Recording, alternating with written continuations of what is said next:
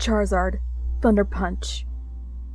The fire lizard's fist crackled with lightning and collided with a rampaging Gyarados, knocking it out. The Charizard's trainer threw out an Ultra Ball, trapping the serpent inside. The Gyarados was caught. The trainer turned to a fisherman. "Pay up," he said. "Now." "Okay." He got out the equivalent of 50,000 Poké-Dollars in pearls, big pearls, stardust, and star pieces, and gave it to the trainer. "Charizard, let's get out of here," he called. The fire dragon picked up its trainer and flew out of sight. "Let's see if this Gyarados is as ferocious as that angler said it was," the trainer said. He checked, and the Gyarados was level 43, knew many strong attacks. He put it back in his bag and continued off. Our protagonist is simply named Blake. He's good at his job, if you're talking to his clients. If you talk to all the enemies he's made, they have a very low opinion of him. He currently lives in Johto, just outside the Mogami town. As he got to his house, his gear started ringing. "Who is this?" "Hello? Is this Blake the mercenary?" "Yes. If you're looking for my service, I warn you, it isn't cheap." "Oh dear, how much do you want?" "It depends. What's your task?" "Well, Halloween is coming, and I fear that the radio tower in Lavender Town will be attacked. I need you to come to Lavender Town and stay the night just in case." "That'll be a lot," Blake said, "considering I despise the tower and the corporate people who built it." "Please," Mr. Fuji begged. "I've been having nightmares about it for the whole month. They're so awful, and I've been afraid to go to sleep. Please." "Fine, but if you don't pay, you know it's coming." Blake was known for outright opposing the construction of the radio tower. He never used his radio card in Kanto, and was known for having his Charizard burnt down radio ads. "Get ready, Charizard. We're flying to Lavender Town," he said in his commanding voice. His Charizard roared. Blake got his bag, filled with medicine, many Pokemon, a town map, and a necklace of Charizard teeth. He jumped on Charizard and flew off. "Catch," Blake said in mid-flight, throwing many berries into the air. His Charizard responded by flying in a loop, catching the berries in its mouth and eating. Blake was a harsh trainer. "Here comes the junk heap of tower," Blake said. It was night already, just one night from Halloween. According to what Blake remembered, the Pokemon house, where Mr. Fuji lived, was just south of that damned radio tower. "I remembered when I adventured through Kanto," Blake said. "Heck, I would have had all late if Giovanni wasn't missing all the time. I might have gotten that Earth badge." Blake, making his normal entrance, jumped off his trusty Charizard. "Oh good, you're here," he heard a voice say. Blake looked at the door and met eye to eye with an old man, followed by a Marowak. "You must be Mr. Fuji," Blake said. "You know how my business works. You better pay up, attack or no attack." Mr. Fuji knew he would likely be bankrupt, but he was more concerned about the safety of the inhabitants of Lavender Town. Blake knew this, as his ability to catch facial cues was unmatched. He would get his payment one way or another. "I'll find a hotel, and tomorrow night I'll stand watch," Blake said, turning back. "A nice Marowak." Blake's Charizard caught the bone club of Marowak with its hands, and threw it away before flying off. "Halloween Kanto is no different from ours. Candy, crazy parties, aching houses. Now, you also have the frequent Pokemon battle. However, not many people stay in Lavender Town around Halloween." "It's only 5. Nothing yet," Mr. Fuji said worryingly. "I don't see why you're so worried," Blake said. "The sun hasn't even set." As Blake watched the buildings around, He saw many children in costumes, and many Pokemon alongside them. The next hour was uneventful. It wasn't until the sun went down that things got scary. It started when it got dark. Unnaturally dark. There were no clouds, and you could see stars if it wasn't for the radio tower. But it got very dark. The only light was from the hated radio tower. "I have a really bad feeling now," Mr. Fuji said. "Crack!" "What was that?" Blake said. He and his Charizard were focused on the noise.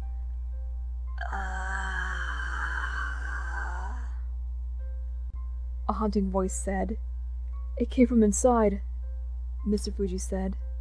The four ran inside to see hundreds upon hundreds of Ghastly inside the House of Memories. Each was lying inside one of the many tombstones. Out of every grave was crawling a rotting or skeletal Pokemon, from Psyduck to Arbok to Furret to Sneasel. Along with that came a horrible stench of thousands of rotting corpses. "Go, Skarmory!" Blake yelled, setting out a magnificent steel bird, along with Charizard and Marowak. They started cutting down zombie after zombie. "Get away, Mr. Fuji!" Blake commanded, without taking his eyes off the battle. "Take Marowak with you," Mr. Fuji said, running away as fast as he could. From here on, the story will be in Blake's perspective. I ordered a flamethrower from Charizard, and a stealth rock from Skarmory. Marowak thought on his own accord, slicing the zombies in half with his bone. They kept coming, and the rotting gore was making me want to vomit. Within minutes, the House of Memories was torn down by continuous flamethrowers and attacks launched by the undead horde. Soon the ground was littered with bones, gore, corpses, and Ghastly. The air was nearly unbreathable from all the gas. The horde was unconcerned with me once the tower came into view. To buy themselves time, they ganged up on my Skarmory. "Air Cutter!" I ordered, having Charizard back up with acrobatics. But Skarmory was eventually tackled, and it had its wings torn out by the horde, even as the reanimated corpses became dead again. If they hadn't fainted, the Ghastly could just leave their body. After maiming my poor Skarmory, the undead army marched towards the tower. "Damned bird," I muttered in rage as I withdrew Skarmory. If it had been so weak, it might not have waited for its wings to grow back. I didn't care. I had an army of Pokemon just as strong and fast as Skarmory. "Go, Jolteon!" I said. Out came a Jolteon. His speed and Shadow Ball attack would prove useful. It better. I raised this one with every bit of effort I could. Getting to the tower was both nauseating and sanity-draining. The horde had attacked and brutally killed everyone in this fashion, respectively. Ripping out his spine, burning her to death, slitting his throat, decapitation, mutilation, and many others. Marowak, Jolteon, and Charizard were as alert as I was.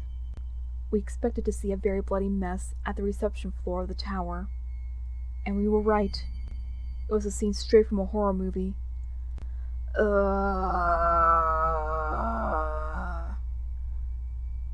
"It's the horde, oh crud," I said. The horde of zombie Pokemon and Ghastly looked right at me. Jolteon, Shadow Ball, Charizard, Flamethrower, Marowak, Bone Meringue. The attacks collided with the zombie horde.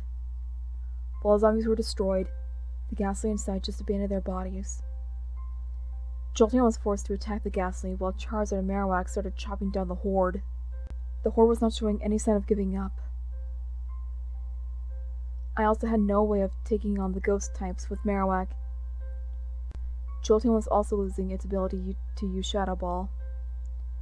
Instead, I ordered a Shockwave. That was a mistake, as the group of Cubone blocked the attack. Jolteon, Pin Missile. Jolteon was being down by numerous bone clubs before Mega Man could reach him. This was bad. I retrieved Jolteon and sent out the Gyarados I had recently caught. It roared. "Hydro Pump," I ordered. My strict command was followed by Gyarados tearing through the Cubone and the Horde. However, the Horde retaliated by striking with electric attacks. "Damn it!"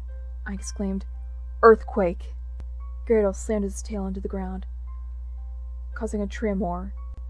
The undead army before me just dodged by having their troops be airlifted. In short, it was a waste of an attack. "Hydro pump," I ordered. Gyarados blasted with the extreme water pressure out of its mouth. It wrecked through more and more zombies, but to no avail. They just kept coming. Eventually, they started to overpower Gyarados. Then it hit me. "Charizard, Gyarados, Fire Blast!" Remember how I said the air was full of noxious fumes? Well, now it was full of rampaging fire. This took out Gyarados, and a big chunk of the Horde. Retrieving my burned black Gyarados, I decided to pursue the Horde higher up the tower. I had to think. What else did I have? I had a whole backpack full of Pokeballs, but only 2 more were as strong as the others I sent out. Weavile, my loyal hunter, and my Rhyperior. If they fainted, it would be me and Charizard versus hundreds of Ghastly. That would be bad, because Marowak couldn't do credit against the Ghastly family. Levitate screws with you hardcore. The next floor was made up of piles of gore and bone. I straight up vomited, with a hint of blood. Charizard burnt it with Flamethrower, as to not attract attention through smell. As the tower was made of anti-fire spread material, it wouldn't do any harm lighting stuff on fire. I don't want to assault your mind with what I saw, but compared to an R-rated slasher movie, there were no survivors. Upon the 3rd floor was my Charizard and Weavile slashing at zombie after zombie. More and more dead bodies littered the floor, both human and Pokemon. I finally noticed what the Horde intended. They were taking what little time they had, before I attacked, to attempt to tear apart the tower. But they wouldn't manage at this rate, as walls showed barely any damage, despite the army of Cubone using Bone Club on the walls. "Ice Shard," I ordered, watching as Cubone and zombies sacrifice themselves to continue their plans of the Horde. Any Ghastly that attacked fell to Weavile's or Marowak's outrage. Charizard took on the role of heavily hitting any stubborn zombies. I was starting to worry about Charizard. It was losing too much Pokemon power, and as soon as the Horde was cleared from this floor, I used Max Earth on it. The 4th floor was worse than the 3rd. The Horde wasted no time desolating anyone there. Marowak cut down any opposing zombies from the distance with a boomerang. Weavile, however, was having some problems. The Horde was getting even smaller. The Horde was getting even smarter. Without Charizard backing up Weavile, my dark ice type would have fainted, and I would have been in Snorlax-sized trouble. "Oh, God," I said. "This is awful." I nearly vomited again. The floor was an ocean of gore. I couldn't make it across the swamp of rotting flesh, bones, and blood. I had Charizard flies across. 5th floor. I was no longer up against Ghastly, but now Haunters. I was in no good shape, because Marowak couldn't hurt Haunters with stab moves, and Weavile was being assaulted by continuous Nightshades. "Quick, Night Slash!" I yelled as loud as possible into the melee. To my horror, Weavile was confused. This meant there was a 50-50 chance it would hurt itself, and subsequently get destroyed by the Horde. Unfortunately for me, 50% equals 100%. I watched as Weavile cut itself open with its own attack. "Oh God!" I yelled, retrieving Weavile, while ordering that Charizard scorch the Horde with Flamethrower. I sent a Rhyperior. I was slightly worried. Seeing as Rhyperior was not my most obedient Pokemon, despite my strict orders, I got it as a gift from helping a hunter track down and destroy a massive Steelix, which I even failed to capture.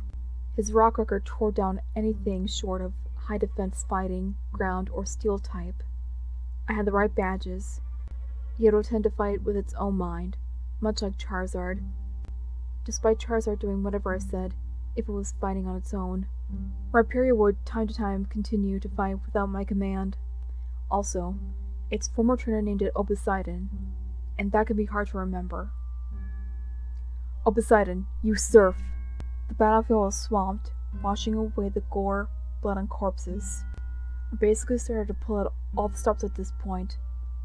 At the 6th floor, I ordered my Charizard and Poseidon to rip the opposing army apart with Stone Edge and Flamethrower, with Marowak using Outrage. Easier said than done, as the Horde had the same idea. The battlefield was nearly ripped apart by attack after attack, and the Horde was still massively outnumbering us, and I was forced to watch a zombified Slowbro use Surf on us, nearly knocking us out. "Thunder Punch!" I demanded. Slowbro fell like an anvil. I was going to end this now. Charizard, Airlift Marowak. Rhyperior, Earthquake. Now you may be thinking, the Horde just abandoned the zombie bodies and become haunters. Exactly. I was counting on that. Each zombie became a haunter once more, and this meant Earthquake did nothing. Now, Flamethrower and Rock Wrecker. The Horde had no time to react, and every single ghost hit the floor. This meant that the Horde had nowhere left to run, and there was one more floor. Charizard, burn this mess with Flamethrower, I ordered. The floor was ablaze with flames, as I had planned. Mr. Fuji owed me a lot of Poké-Dollars. Whatever was on the next floor was going down in flames. I gave 3 Pokemon with me healing items, and advanced to the next floor. On the 7th and final floor, I expected to see one of 3 things: any surviving zombies, nothing, or some evil trainer, or some ghost Pokemon who organized this. I was right. What I saw standing across the floor was a Gengar, staring right at me with its red eyes. In the ghost's right hand was what looked like whoever ran the tower. I had noticed that the rooms were like offices, but the Horde made it hard to recognize. The poor man looked terrified. I instantly knew why he was spared. The Gengar possessed the poor man, and used him to communicate with me. "So you finally made it," the Gengar said. "You're a Pokemon trainer. Why do you help these lowlives? They disturb the graves of thousands of Pokemon just for money. They could have placed the tower anywhere, but they choose just to save money. Why? Why do you help them?" "I'm just doing my job," I replied. "I'm getting paid to risk my neck to take you down." "You disgrace," the Gengar replied. "You are just as low as these filthy humans who built this tower." That's actually pretty funny, coming from someone who organized the slaughter of dozens of innocent people for revenge, I argued back. The remark angered the ghost. He threw the man to the side, still partly possessing him. "That's it!" he screamed. "It just turns out that I happen to have a few secret weapons up my sleeve." He turned over to Marowak. You are a sham to all Pokemon. Humans killed your mother, yet you still side with them." Marowak, Marowak replied, with his bones still in slashing position. "All humans are the same. They kill and destroy with no thought about the consequences. They built this tower, they pollute the land with that infernal power plant up north. And when it finally became a home for Pokemon, they destroyed that and used it to power this infernal slack of metal." Then he turned to me. And you, is your name Blake? If so, you oppose this tower far more than you claim to. I can tell. Because when I was in the House of Memories searching for a powerful Pokemon to aid in this tower's destruction, I found this gravestone. He pulled out a gravestone, and it read something. I realized how he knew my name. The gravestone said, "Here lies Blake's Heracross, ID 06215. Died from sickness. A valuable friend. I hope you're okay, Heracross. I came as soon as I heard the tower was being torn down. I came to you to tell you I miss you. If you're here now, I want you to know Charizard and the others are doing fine. And now deep down, no matter what happens, Pokemon Tower will cease to exist. I will never forgive them for this. Goodbye." The last part was scorched on. That was the gravestone marking the resting spot for my Heracross. I stopped being a trainer after Heracross got sick and died. I came and visited Heracross every month. When this tower was built, I fiercely opposed the radio tower in Kanto. Focus Blast! Gengar exclaimed. Before I could act, a blast of energy took out Marowak and Obsidian. I retreated Obsidian and faced Gengar. Now, Blake, the Gengar said. To defeat you with the one thing you can't hurt. Gengar took the disguise of a ghost, and reeled behind him was the body of my Heracross. The ghost flew into the corpse of my former Pokemon. The body rose up, and its eyes opened. Its eyes were rotting, along with the rest of the body, showing bits of ectoskeleton everywhere.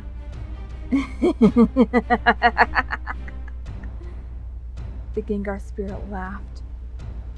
You wouldn't dare hurt your precious Heracross. You can't. Charizard, use acrobatics! I ordered, cutting him off. Charizard didn't hesitate, even though I knew it wanted to. Charizard mercilessly slashed his tail and limbs into Heracross with an attack with effectively 330 base power. Heracross's orb splattered into bits, with the chunks falling against the far wall. Burn it with flamethrower! Charizard blasted the flame at the remains of my former Heracross, setting it on fire. Gengar popped out and landed next to the corpse. You remorseless monster! It said weakly through the man in the corner. You attacked your beloved Pokemon, showing no mercy, just to kill me. Tell me, how could you do such a thing? I told you, I'm getting paid to do this. Why should I care about a soulless corpse of a Pokemon? I shouldn't. I'm taking you with me, Gengar said. Explosion! Gengar flashed and exploded into black flames. The explosion consumed the man, the flaming remains of Heracross, and most of the room, but stopped up before it hit me and Charizard. In front of me was my Quagsire, whose special ability was Damp nulled the explosion. Gengar had killed itself for nothing, just to try and take me out. Idiot, I said to voice my thoughts. I retrieved Quagsire and got Marowak on Charizard's back. I got ready to fly away, but Gengar's words rang inside my head. I decided to do something I should have done a long time ago. Charizard, use Blast Burn. November 4th. Mr. Fidget was watching TV, finally returning from his home. He was watching the story that made international headlines ever since the attack. As you all might know, a horde of ghosts and zombified Pokemon attacked the Lavender radio tower on Halloween. Before a rescue team, made up of the nearby gym leaders who could reach the tower, it was consumed in the white flames. After 3.5 days of fighting, the fire consuming the radio tower has finally gone out. Firefighters tried everything to put out the white flames consuming the tower, thought to be unable to burn due to being made up of flame-resistant material. Firefighters on the scene claimed that it was the water they used to evaporate before it touched the flames, and the use of material dust was useless. Although the fire was catastrophic, it did not spread to any buildings nearby, as the firefighting team managed to isolate the flames. Even though the Cerulean gym leader Misty attacked the flames with her entire team of water types, the flames didn't stop until there was absolutely nothing left to burn. Even though re-entry to Lavender was just as permitted, large groups of protesters have gathered around Kanto, Johto, and even in other regions have gathered saying the tower should be rebuilt as the Pokemon Tower, and not as the radio tower. As to not repeat the incident again, although the radio company says that they are going to rebuild the tower at the same lot in Lavender Town, hundreds of thousands of letters concerning everything, death threats to simple complaints, have been submitted. The Pokemon League has said if the tower is rebuilt, it must be as a graveyard. They also say that they wish to move the power plant onto Route 10 elsewhere. More on the story will be brought to you later. Mr. Fuji was not at all worried about the political squabbles, but instead the whereabouts of Blake. Mr. Fuji quickly went to open the door. Standing there was Blake, his Charizard, and Marowak. "You're alive!" Mr. Fuji said in relief, but his relief quickly turned to worry. "I assume you still want your pay?" Marowak jumped down and got to Mr. Fuji's side, as Blake got on his Charizard and prepared to leave. "Nope," he said. "Getting to burn the tower to the ground was worth more than anyone could ever give me."